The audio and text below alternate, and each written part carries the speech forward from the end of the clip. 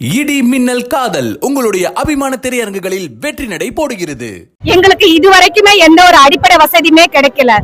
எங்களோட வாழ்வாதாரமே மீன் பிடிச்சி தொழில் பண்றது மட்டும்தான். ஆனா அதுக்கான ஐஸ் பிராண்டோ அல்ல அதுக்கான கட்டிடங்களோ எதுவுமே எங்களுக்கு இதுவரைக்கும் வந்து சேரல.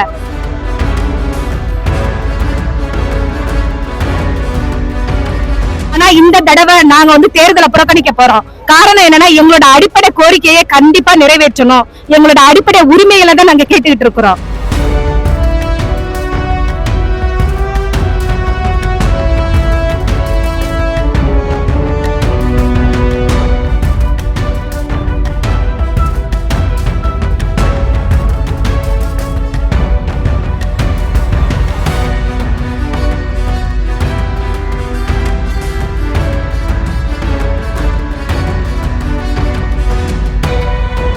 சீர்காழி அருகே கீழமூவர்கரை கிராமத்தில் அடிப்படை வசதிகள் மற்றும் தேவையான கட்டமைப்புகளை செய்து தரவில்லை என கூறி கருப்பு கொடியுடன் கடலில் இறங்கி போராட்டம் நடத்திய மீனவர்கள் நாடாளுமன்ற தேர்தலை புறக்கணிக்கப் போவதாக தெரிவித்தனர்.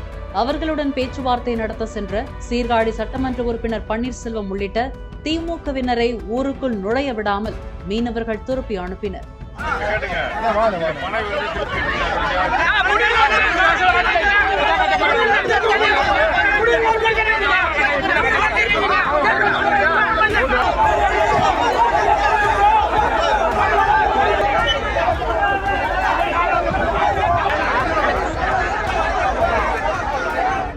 மற்றும் கோணையாம்பட்டம் மீனவர்களின் அடிப்படை வசதி இல்லாத காரணத்தால் தேர்தலை புறக்கணிக்கும் போராட்டம் தொடர்பாக எங்கள் சமுதாயத்தை ஓட்டுக்கு மட்டும் பயன்படுத்திக் கொள்ளும் இந்த அரசியல்வாதிகளும் எங்கள் மேம்பாட்டினை எந்தவித சூழ்நிலையிலும் யூஸ் பண்ண பண்றாங்க.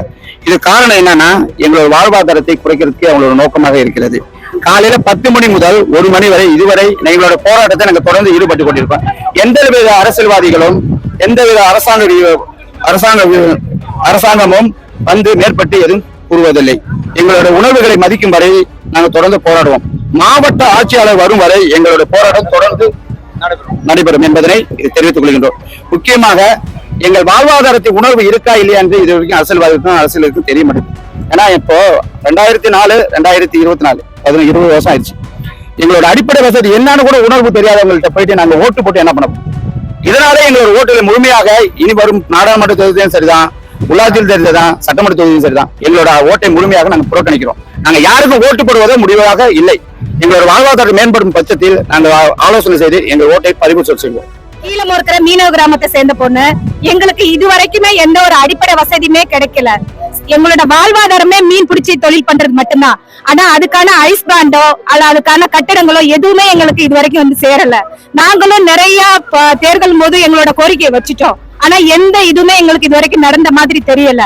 ஆனா இந்த தடவை நாங்க வந்து தேர்தலை புறக்கணிக்க போறோம். காரணம் என்னன்னா எங்களோட அடிப்படை கோரிக்கையை கண்டிப்பா நிறைவேற்றணும். எங்களோட அடிப்படை உரிமைகளை தான் நாங்க கேட்டுக்கிட்டு இருக்கிறோம்.